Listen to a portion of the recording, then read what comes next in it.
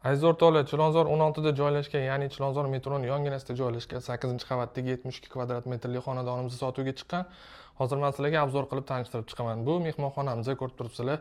Mehmonlarimizdan kutib olish uchun yaxshi stol-stullar qo'yib qo'yilgan. Bu yerda yumshoq mebellari bilan lounge zona qilingan va bu yerda bo'lsa dekor qismimizga, ya'ni televizorlarimizni ham chiroyli qilib ilib qo'yishgan. Xo'p, keyingi xonalarga o'tamiz aziz o'rtoqlar. Bu yerda yuvinish xonamiz, umumiy yuvinish xonamiz bo'ladi. Ko'rsanglar bo'ladi, juda ham chiroyli qilib qo'yilgan. Keyingi xonalarimizda yosh bolalar yotoqxonasi, bir kishilik kravatlari, tumbuchkalari, chiroyli kartinalari, bu yoqda bo'lsa o'zini kiyimlarini ilish uchun shkaflari qo'yib qo'yilgan aziz o'rtoqlar.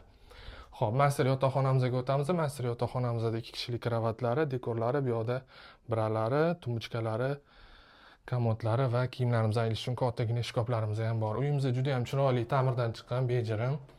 Ko'rib turibsizlar, yevro ta'mirdan chiqqan bu stroyniy shkaflarimiz. Bu yoqda bo'lsa kirish asosiy eshigimiz. Bu yoqda yuvinish xonamiz, ya'ni hojatxonamiz alohida ikkinchisi va bu yoqda oshxona qismimiz. Oshxona qismimizga kirish uchun mashinalar qo'yilgan, chiroyli mebellari, bu yoqda bo'lsa muzlatgichlarimiz va gaz plitalarimiz va tashqariga qaragan oynalarimiz, bu yoqda bo'lsa o'tirib choy uchun 4 kishilik stol-stullarimizni ham qo'yib qo'yishgan, hamma sharoitlari bor. Uyimizning narxiga keladigan bo'lsak, $115 ming dollarda kelib ko'rsanglar, yana chiroyli narxlarda baraka qilib bera olamiz.